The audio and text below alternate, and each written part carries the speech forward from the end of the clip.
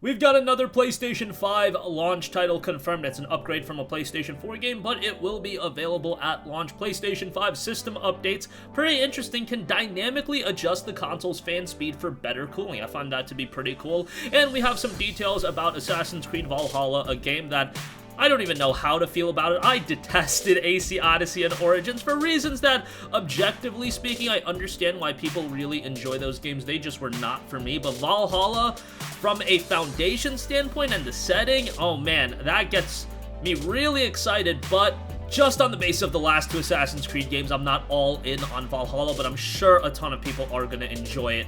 But first of all, Dirt 5 finally confirmed for PlayStation 5 launch, full DualSense support. The Dirt Twitter account tweeted out, "We're excited to confirm that Dirt 5 will launch on PlayStation 5 from November 12th, cross-gen online with PlayStation 4 players, 4K and 120 FPS options." I don't believe it'll be 4K 120 FPS. The fact that they use the verbiage options, I imagine that there's going to be a 4K option and then there's going to be a 120 FPS option. It's not going to be 4K and 120 FPS. That's just my conclusion. Faster loading, a free upgrade from PS5, DualSense haptic feedback, and adaptive triggers. The game itself will be out November 6th, but the update will be available on November 12th, the launch date of the PlayStation 5, so that's pretty cool. I feel like Dirt is one of those franchises that's rather good and rather consistent. I mean, we're up to Dirt 5 right now, and there's been spin-off titles, so good on Codemasters for keeping this franchise around for so long, updating it and consistently making it better. I know it's not the most popular franchise in the world, but I do feel like the games have been rather good, and they're always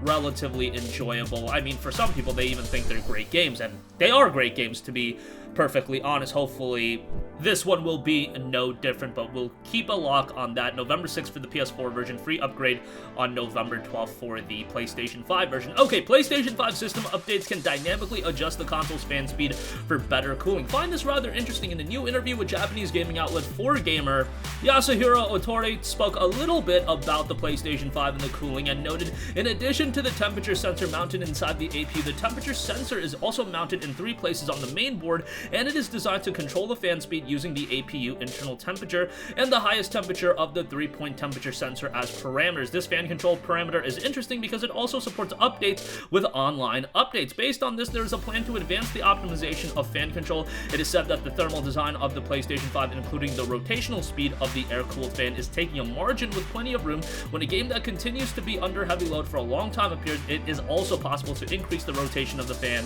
and enhance cooling performance even at the expense of quietness. So I find that rather cool that they are going to be able to update the cooling in the PlayStation 5 just via system software updates. Cooling is going to be a big deal in the PlayStation 5. It seems like they've taken that element super seriously.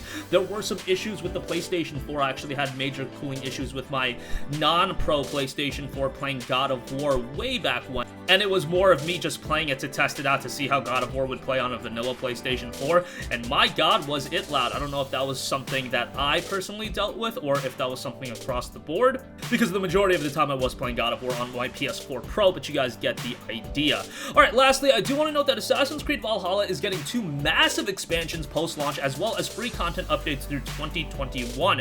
Ubisoft has detailed its rather daunting plans for AC Valhalla. The first of 2 expansions that are noted to be massive is Wrath of the Druids, and it's aiming for spring 2021. After that, in summer 2021, we're getting a second expansion, and that is called the Siege of Paris. That'll be Valhalla's take on the infamous Viking siege of the French capital, and the first one does take place in Ireland, so this sounds pretty cool.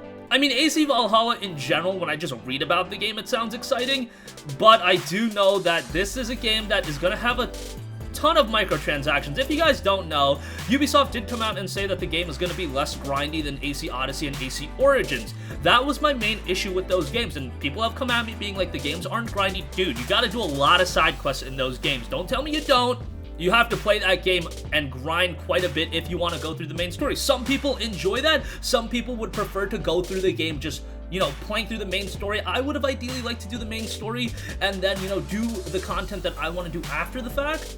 but Odyssey, more so than Origins, made it difficult to do that. And also, you gotta ascertain the fact, bro, there's a double XP boost in the game. There's a reason there's a double XP boost for $10 as a microtransaction, because they understand that for some people the game is gonna be a little bit grindy, and that they are gonna want to just play through the main story, but you don't have to make it $10. Even if you want to get the experience that is grindy and requires you to do a lot of side quests, why not just have that be the harder difficulties? I had to lower the difficulty to easy at one point, and then even at that point, I would still have to do side quests just because I was so underleveled in certain parts of the game.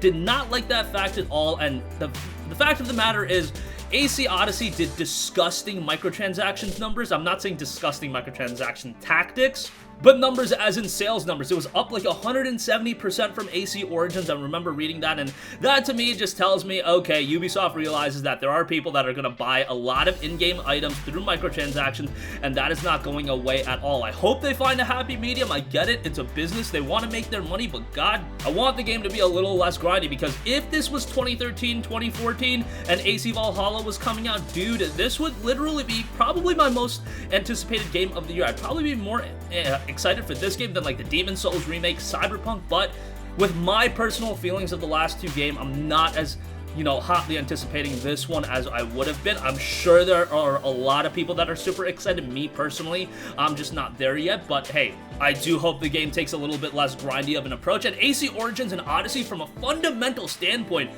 the open worlds in those games were incredible, the visuals were great, the stories were relatively good, gameplay was solid. It's just that doing all those side quests just got annoying. And for some people, again, they love it, and more power to you if you're like that. Just wasn't for me in that regard. But that's going to wrap up this video. Again, Dirt 5 will be a PlayStation 5 launch title. PlayStation 5 system updates can dynamically adjust the console's fan speed, and AC Valhalla is getting 2 massive expansions for post-launch, as well as free content updates throughout 2021. That's going to wrap up this one.